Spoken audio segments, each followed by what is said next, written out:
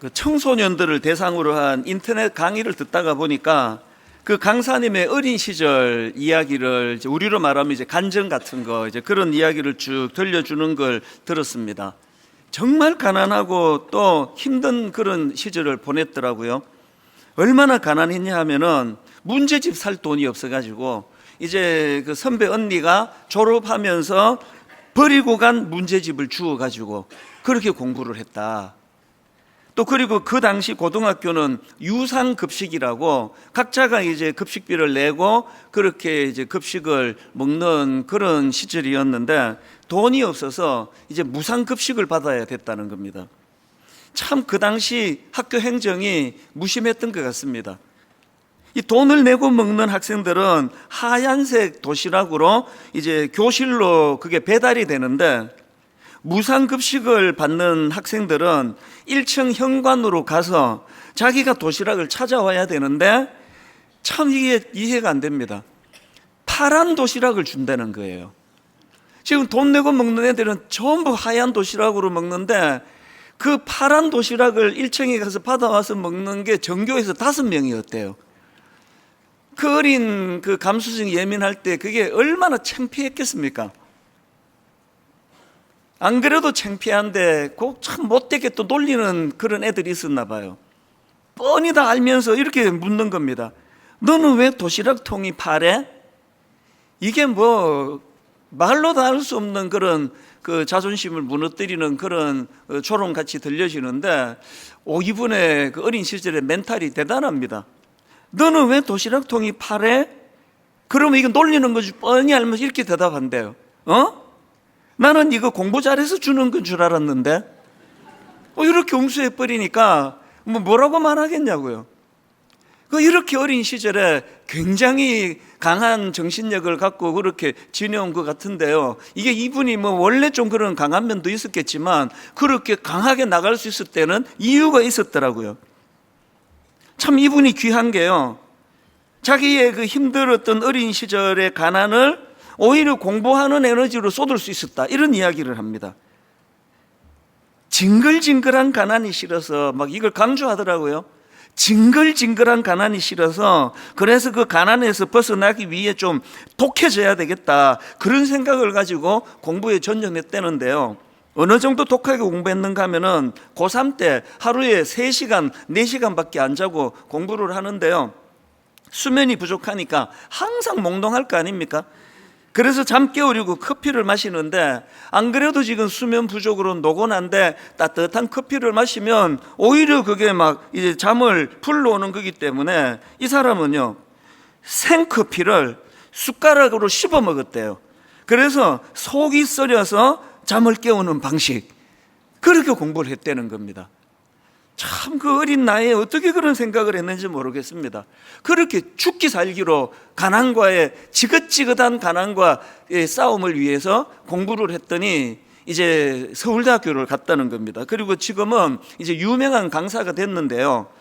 그렇게 자기를 힘들게 만들었던 어린 시절의 가난 이야기를 들려주고는 이분이 월터 베지훗이라는 사람의 말을 인용을 하는 게 아마 이게 어린 시절에 자기 마음을 표현한 것 같아요. 그 월터 베지훗이 이런 말을 했습니다. 인생에서 최고의 희열은 넌 할 수 없어. 이렇게 자기에게 손가락질하는 사람에게 나의 성공으로 복수하는 것이다. 그 어린 시절을 견뎌냈던 걸 이 한마디로 담아서 그렇게 표현한 것 같이 저는 그렇게 느껴지더라고요. 저는 그 강의를 들으면서 하버드대 총장을 지낸 나단 푸시가 했던 말이 떠올라졌습니다. 대학교 총장님이다 보니까 이제 청년들을 대상으로 이런 말을 했다는 거죠. 젊은이들에게는 흔들 수 있는 깃발, 부를 수 있는 노래, 믿을 수 있는 신조, 따를 수 있는 지도자가 필요하다. 이게 무슨 뜻인지 확 와닿지 않습니까? 이 청년의 때에는 자기 삶에 동력을 제공하고 삶에 활력을 주는 이런 요소들이 좀 필요한데 그런 것들을 가지고 이제 흔들 수 있는 깃발, 부를 수 있는 노래가 있어야 된다. 여러분 이게 청년들에게만 해당이 되겠습니까? 너무나 의기소침해지기 쉬운 이 시대를 살아가는 우리 모두는 다 이런 삶의 동력이 필요하지 않습니까? 여러분에게는 어떤 흔들 수 있는 깃발이 있습니까? 여러분은 정말 목청껏 부를 수 있는 노래가 있습니까? 그리고 이것이 내가 추구하는 진리라고 생각해 이 믿을 수 있는 신조, 그리고 따를 수 있는 지도자, 이런 것들이 필요하다고 한다면요, 이 흔들 수 있는 깃발이라는 게, 저는 그 강의를 들으면서 이게 뭐 막 엄청 막 어떤 좋은 환경 이런 것들이 막 고무가 돼가지고 흔들 수 있는 깃발이 되기도 하겠지만, 저는 그 강의를 들으면서 찢어지게 가난한 그 결핍이 이게 흔들 수 있는 깃발을 만들 수도 있는 거구나. 거기에 치면은 그래가지고 뭐 다 알면서 놀리느라고 너는 왜 도시락통이 너 혼자만 파래? 그러면 집에 가가지고 막 죽겠다 살겠다 우울하고 막 난리가 나고 이렇게 그쪽으로도 몰고 갈 수 있지만, 이걸 이 어린 학생은 오기로 내가 코를 납작하게 만들어 주겠다 그러면서 막 그 커피를 오독오독 씹어, 이거 엄청 강조하더라고요. 오독오독 씹으면서 그렇게 버텨낸다면 그 가난이 오히려 흔들 수 있는 깃발이 될 수 있는 거거든요. 그런 말을 하시더라고요. 내가 그렇게 가난하지 않았더라면, 찢어지게 가난한 삶이 없었더라면 내가 그렇게 열심히 했겠느냐. 여러분, 어려운 역경, 이걸 그냥 이것 때문에 다 이게 찢어진 깃발 같아가지고 나는 힘을 못 내, 그건 핑계에 불과하다는 거거든요.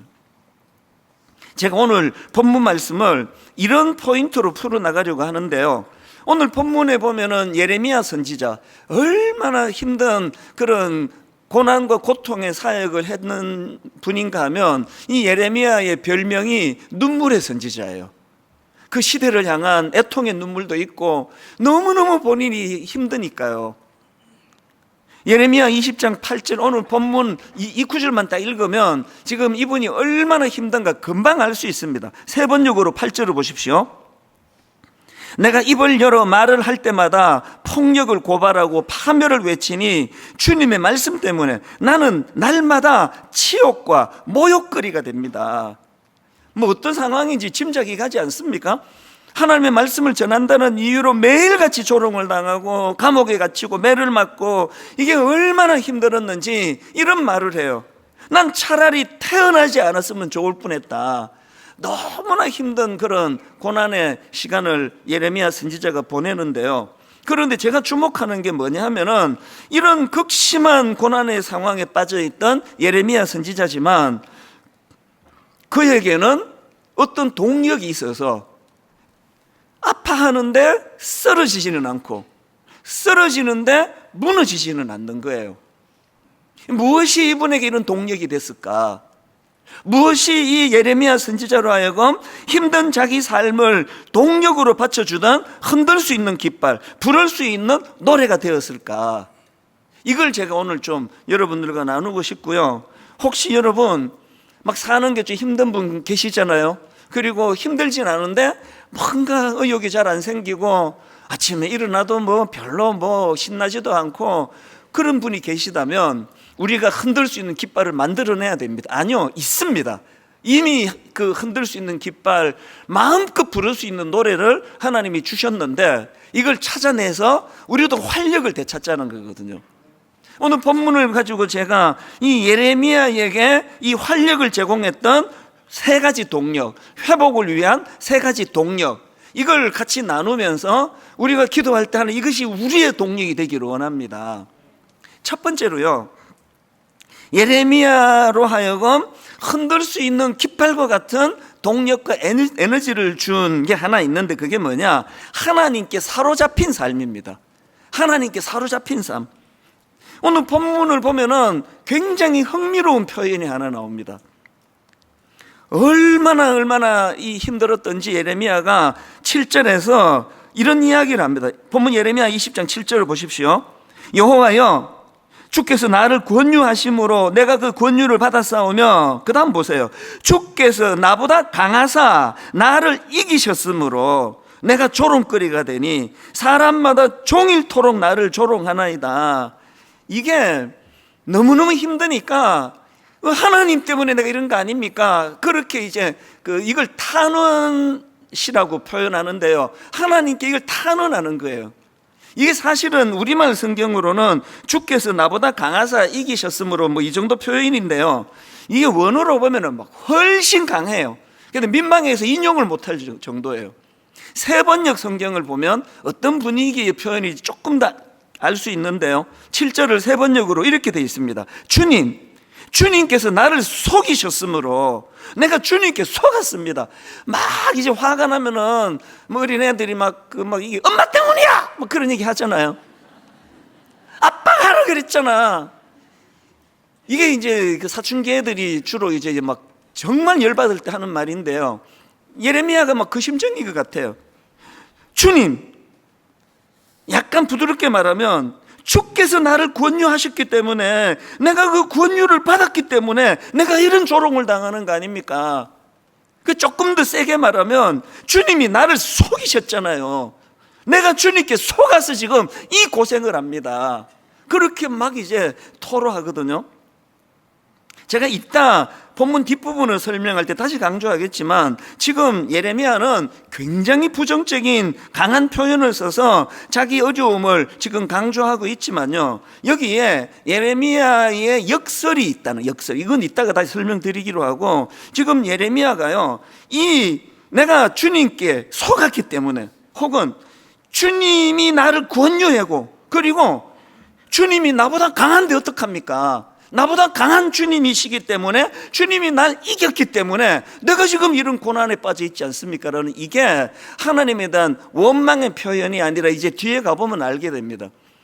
이 역설을 어떻게 우리가 받아들여야 되느냐? 예레미야에게요,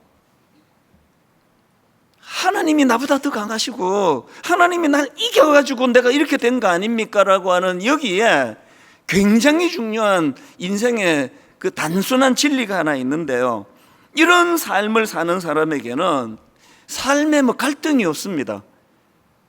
하나님이 나보다 세가지고 하나님이 날 이겨가지고 내가 이렇게 가는데 뭐 갈등이 없습니다. 이거 저도 조금 알아요. 저는 요즘에요, 그 후배 목사님들을 만나면 입에 달고 하는 말이 있습니다. 목회가 이렇게 어려울 것 같아서 나 정말 신학 안 했다. 나 미국에서 그냥 슈퍼마켓하고 살았지. 근데 정말 내가 목사 안 했을 거라고 그런 얘기를 해요. 제가 지난 35년을 살면서 내린 결론이에요. 뭘 모르고 신학교 갔고요, 뭘 모르고 제가 안수받고 목사가 된 거예요. 그 생각했던 것보다 훨씬 뭐가 복잡하고 어렵고 힘들고 항상 긴장해야 되는 게 이게 목회라는 걸 알았더라면 저 안 했습니다. 그런데요, 어떡하겠습니까? 내가 하고 싶어서 했습니까? 그래서 내가 목회 안 한다고 20대까지 내가 그렇게 버텼잖아요. 못 버텨서 제가 신학교 간 거거든요. 그러니까 이런 사람에게 장점이 하나 있는데요, 인생에 갈등은 없습니다. 뭐 어떡하겠습니까? 하나님이 하나님이신데, 그분이 나보다 힘이 세신데, 그분이 날 이기셔가지고 그래서 내가 목사가 됐는데, 그러니까 이 갈등만 없어도요, 인생이 이 복잡한 게 별로 없습니다. 그냥 힘들구나 뭐 그 정도죠. 어떨 때 하나님 또 살짝 또 원망도 좀 하고, 아이고 그렇게 안 한다 그럴 때 좀 내버려 두시지 뭐 어떡하겠습니까? 예레미야의 이 표현 속에요, 7절을 다시 한번 보세요.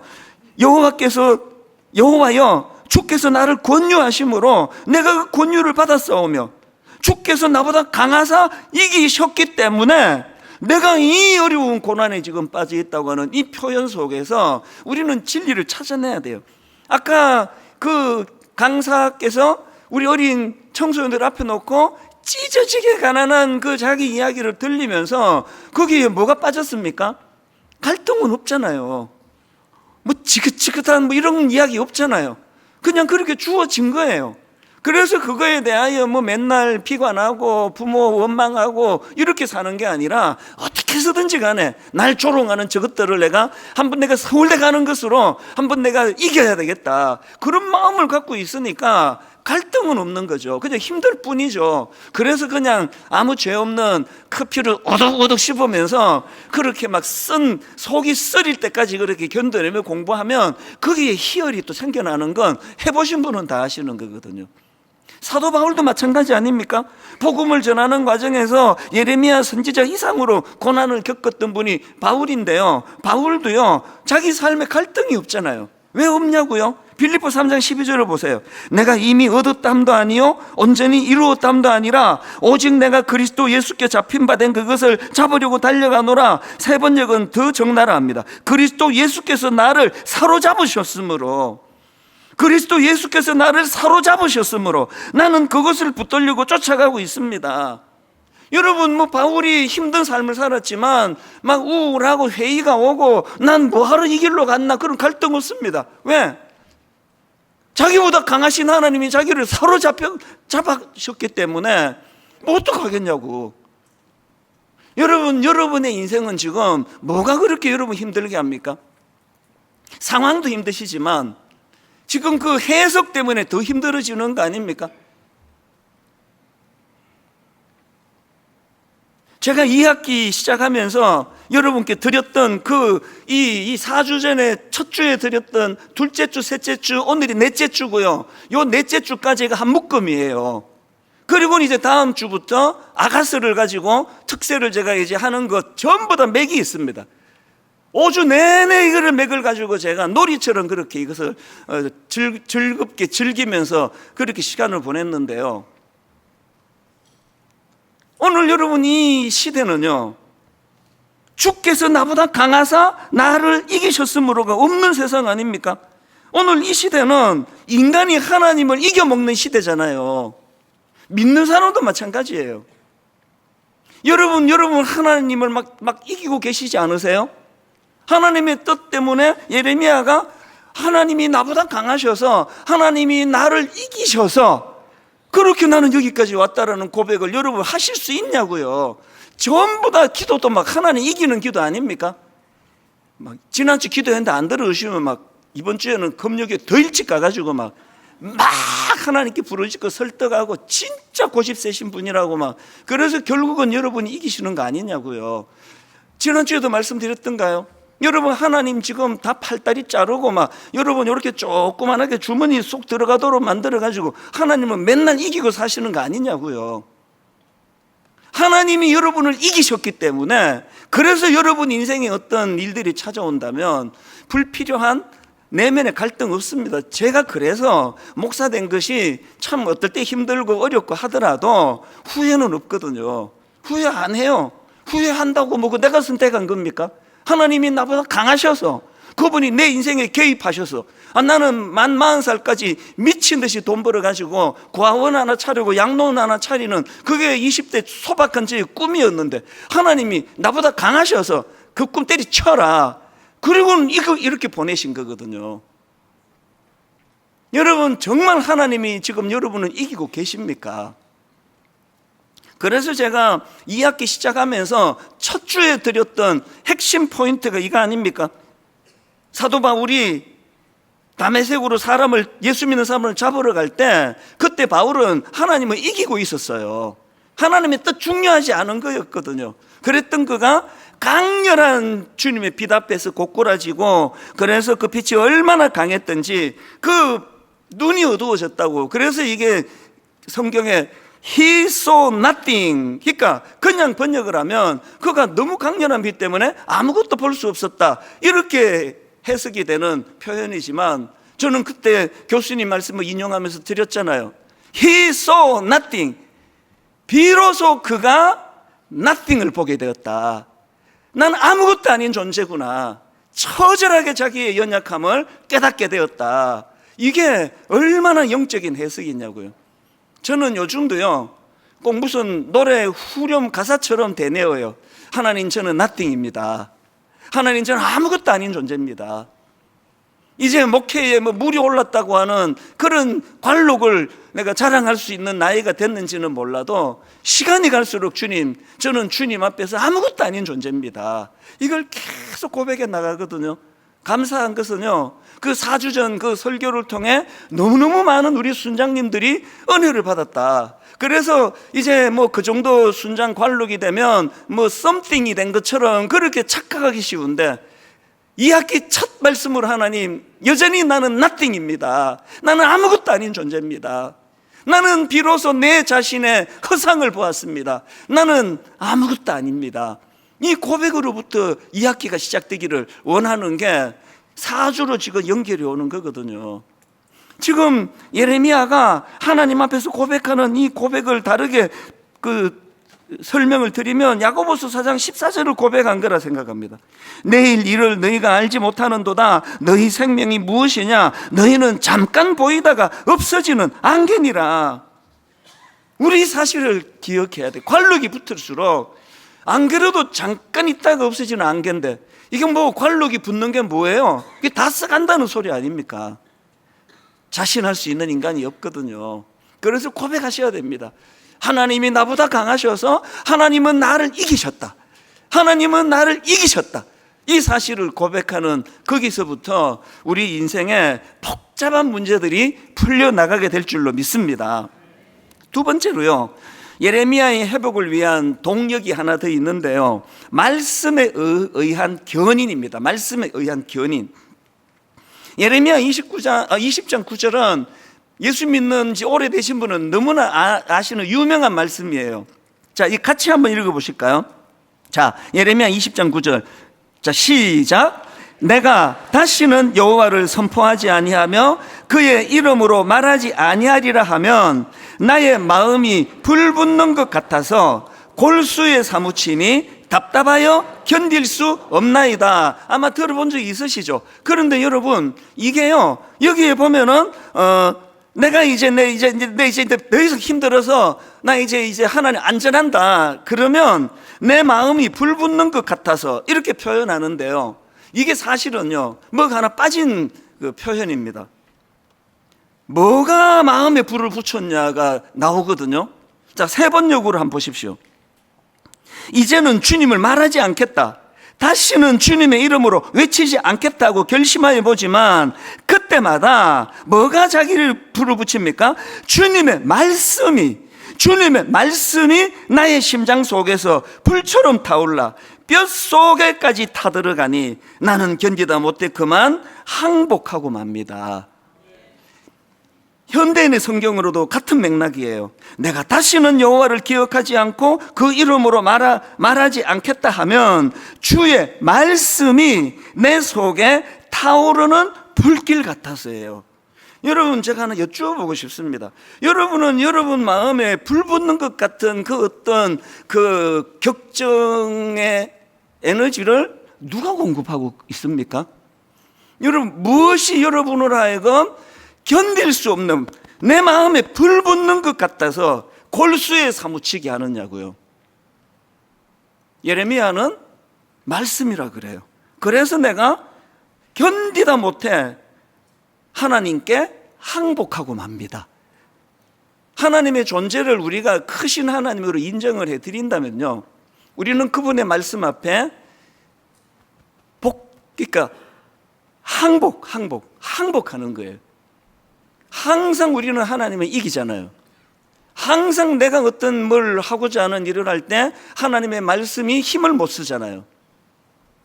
이 예레미야는 너무너무 어렵고 힘든 그 절망적인 그 상황 가운데서도 어떤 상황이 있었든지 간에 하나님은 나보다 크신 분이다. 하나님은 나보다 강하신 분이다. 하나님은 나를 항상 복종하게 만드는 분이다. 그리고 그 말씀이 항상 내 마음에 불을 붙여주신다. 그러니까 예레미야가 너무너무 힘들어 죽겠습니다, 이런 고백은 하지만 그는 끝끝내 주저앉는 인생이 되지 않을 수 있었다는 거거든요. 엠마오로 가던 두 제자도 마찬가지 아닙니까? 뭔가 오해해가지고 절망해서 나는 이제 고향으로 돌아가, 옛날로 돌아가, 뭐 이렇게 하는 마음으로 두 제자가 엠마오를 향해 가고 있는데 그들에게 동력을 준 게 뭔지 한번 보십시오. 누가복음 24장 32절입니다. 그들이 서로 말하되, 지금 낙심해 있다가 힘을 얻는 과정을 이렇게 말합니다. 그들이 서로 말하되 길에서 우리에게 말씀하시고, 이 말씀이잖아요. 길에서 우리에게 말씀하시고 우리에게 성경을 풀어주실 때에 우리 속에서 마음이 뜨겁지 아니하더냐. 아무리 교회를 오래 다녀도, 아무리 하나님의 영향력 아래 살고 싶어도 말씀이 담겨져 있지 않으면 그렇게 살 수가 없는 거예요. 여러분 내면에서 뭐가 동력을 만들어 줍니까? 아무리 힘들어도 이거를 포기할 수 없게 만드는, 내 심령에 불을 당겨주는 거, 그게 뭐냐고요? 여러분의 의지력입니까? 나이 들어갈수록 그거 다 사라지더라고요. 저희 40대로 생각하면 그냥 40대 개척할 때는 녹슬어 없어지겠다 그러고 뭐 따라서 없어지느니 녹슬어 없어지겠다 그러도, 요새는 정말 그냥 녹슬어 없어지고 싶어요. 이런 열정이 많이 지금 죽었거든요. 그래서 내 의지력을 의지하면 나이 들어가면 반드시 초라해질 것 같아요. 나이 들어갈수록 내가 의지력도 약해지고 그저 초라해질 것 같아요. 그렇기 때문에 여러분, 우리를 견인하는 힘은 말씀이에요. 말씀에 의하여. 세 번역으로 9절 또 읽어드릴게요. 이제는 주님을 말하지 않겠다, 다시는 주님의 이름으로 외치지 않겠다고 결심하여 보지만 그때마다 주님의 말씀이 나의 심장 속에서 불처럼 타올라 뼛속에까지 타들어가니 나는 견디지 못해 그만 항복하고 맙니다. 오늘 여러분 지칠 때마다, 의지력이 꺾일 때마다, 내가 초라해질 때마다 여러분 안에 그 하버드 총장님 출신인 그 교수님이 하셨던 그 흔들 수 있는 깃발이 있어야 된다. 하나님의 말씀이 여러분 내면에 흔들 수 있는 깃발이 되기를 바랍니다. 하나님의 말씀이 부를 수 있는, 내가 소리쳐 부를 수 있는 노래를 제공해 주시는 줄 믿으시기를 바랍니다. 그래서 예레미야 15장 16절에 보면 이런 말씀이 나옵니다. 내가 주의 말씀을 얻어먹었사오니, 내가 주의 말씀을 얻어먹었사오니 주의 말씀은 내게 기쁨과 내 마음에 즐거움이오나. 어떤 교회는 이 주일날 예배 마치고 나면은 밥을 해서 여러분께 이제 대접을 하잖아요. 그래서 참 교회밥이, 하여튼 절밥하고 교회밥이 맛있어, 그러면서 이제 교회밥 먹고 가시잖아요. 그래서 밥 먹고 가시는데 분당 우리 교회는 밥도 안 드리잖아요. 코로나 이후로 이제 저 주방을 못 쓰게 돼 있습니다, 학교에서. 그래서 여러분 밥도 못 얻어먹는데, 억울하신데 말씀이라도 얻어먹고 가셔야 되는 거 아니냐고요. 안 웃으시니까 진지하게 받으신 줄로 믿겠습니다. 우리 안에 이 내용을 보세요. 내가 주의 말씀을 얻어먹었사오니, 주방에서 밥 얻어먹고 나면 배가 부른데요, 말씀을 얻어먹고 나니까 그 다음 결과를 보세요. 주의 말씀은 내게 기쁨과 내 마음에 즐거움이 오니. 여러분 오늘 말씀을 얻어먹으시고 한 주를 살아내는 기쁨과 즐거움을 누리시기를 바랍니다. 마지막 세 번째로요, 예레미야가 가졌던 동력이 뭐냐? 그르하오나의 반전이에요. 제가 좀 실감 있게 표현하려고 본문의 내용을 그대로 따왔습니다. 이 그르하오나의 반전이 뭐냐? 이게 11절에 나오는 접속사인데요. 자, 맨 앞에 7절부터 다시 한번 보세요. 여호와여 주께서 나를 권유하심으로 내가 그 권유를 받았사오며 주께서 나보다 강하사 이기셨으므로 내가 조롱거리가 되니. 하나님이 나보다 강해가지고 내가 하나님 앞에 굴복해서 이렇게 된 거 아닙니까? 라고 했던 동전의 이쪽 면이고요. 그 다음에 11절의 동전의 저쪽 면입니다. 11절을 보십시오. 그르하오나 여호와는 두려운 용사 같으시며 나와 함께 하심으로, 그르하오나 여호와는 두려운 용사 같으시며 나와 함께 하심으로 나를 박해하는 자들이 넘어지고 이기지 못할 것이오며 그들은 지혜롭게 행하지 못함으로 큰 치욕을 당하오리니 그 치욕은 길이 잊지 못할 것이니이다. 진짜 중요한 표현이 여기 있습니다. 여러분 이게 양날의 검 같아요. 우리가 하나님 앞에, 하나님은 나보다 강하신 분입니다. 하나님은 나를 이기시기에 마땅한 분입니다. 나는 하나님 앞에서 굴복하기 원합니다. 이렇게 하고 하나님의 강함을 인정해 드리면 그 하나님의 강하심이 내 원수들과 내게 주어진 상황을 이겨내는 일에 그분의 강함이 역사하신다는 거예요. 내가 하나님의 강함을, 하나님을 나 이겨먹을 거야. 뭐 하나님이고 뭐고 뭐 포스트 모더니즘이신데 하나님 이렇게 내 인형처럼 주머니에 가만히 계시라고요. 그래서 내가 하나님을 이겨먹으면 원수 앞에서 힘을 쓸 사람이 없잖아요. 내가 하나님을 인정해드리고 내가 그 하나님 앞에 굴복하고 내가 그 하나님의 크심 앞에 너무너무 힘든 일이랄지라도 어떡하겠나, 크신 하나님이 나를 이기셨다, 그렇게 승복하고 나아가신다면 그 강하신 하나님이 11절의 하나님이 되는 줄 믿습니다. 그러하오나 여호와는 두려운 용사 같으시며 나와 함께 하심으로 나를 박해하는 자들이 넘어지고 이기지 못할 것이오며 그들은 지혜롭게 행하지 못함으로 큰 치욕을 당하오리니 그 원수들의 치욕은 길이 잊지 못할 것이니이다. 여러분, 하버드 총장 나단 푸시말 또 인용합니다. 오늘날 젊은이들만이 아니에요. 모든 이 복잡한 시대를 살아가는 우리 예수 믿는 저와 여러분 모두는 흔들 수 있는 깃발이 필요하고 부를 수 있는 노래가 필요하고 믿을 수 있는 신조가 필요하고 마지막 네 번째, 따를 수 있는 지도자가 필요하다고 한다면 예수 그리스도 그분이 저와 여러분의 따를 수 있는 지도자가 되는 줄로 믿습니다. 그분을 절대로 초라하게 만드시면 안 됩니다. 그분의 힘을 약화시키면 안 됩니다. 그분을 내 주머니에 집어넣는 장난감처럼 그렇게 신앙생활 하시면 교회 단위나 많아요. 그분을 크신 하나님으로 내 원수들을 향하여 일하시는 강하심을 드러내기 위해서는 하나님은 나를 이기시는 분이 되셔야 된다는 거거든요. 시편 13편 4절 5절, 여기도 접속사가 중요합니다. 세 번역으로 보십시오. 나의 원수가 내가 그를 이겼다고 말할까 두렵습니다. 내가 흔들릴 때에 나의 대적들이 기뻐할까 두렵습니다. 그러나 나는 주님의 한결같은 사랑을 의지합니다. 주님께서 구원하여 주실 그때에 나의 마음은 기쁨에 넘칠 것입니다. 오늘의 결론은 이 흐름이에요. 8절에 무겁디 무거운 인생의 무게감으로 허덕이면서 시작하는 게 본문이에요. 8절, 내가 말할 때마다 외치며 파멸과 멸망을 선포함으로 여호와의 말씀으로 말미암아 내가 종일토록 치욕과 모욕거리가 됨이니이다. 이렇게 초라한 시작으로 오늘 본문이 시작이 되는데, 그런데 본문의 결론을 보니까 13절 이렇게 멋지게 말씀이 맺어집니다. 여호와께 노래하라, 너희는 여호와를 찬양하라. 가난한 자의 생명을 행악자의 손에서 구원하셨습니다. 여러분, 갈수록 좋아지면은 그 괜찮은 인생 아닙니까? 하나님, 내 삶에 흔들 수 있는 깃발 되신 예수 그리스도, 그분은 의지하기를 아버지 원합니다. 부를 수 있는 노래가 되시는 예수 그리스도, 믿을 수 있는 신조를 제공하시는 예수 그리스도, 무엇보다도 믿고 따를 수 있는 지도자 되신 예수 그리스도, 저는 그분의 크심을 인정해 드리기 원합니다. 저는 그분께 굴복되기를 원합니다. 주님, 나를 인도해 주셔서 내 인생이 갈수록 기쁨이 넘치고 찬양이 넘치는 그런 인생으로 인도하여 주시옵소서. 이 기도를 만약에 드린다면 제가 이번 주 여러분 숙제를 하나 드릴까요? 요한복음 16장 33절을 한번 암송하시면 어떨까요?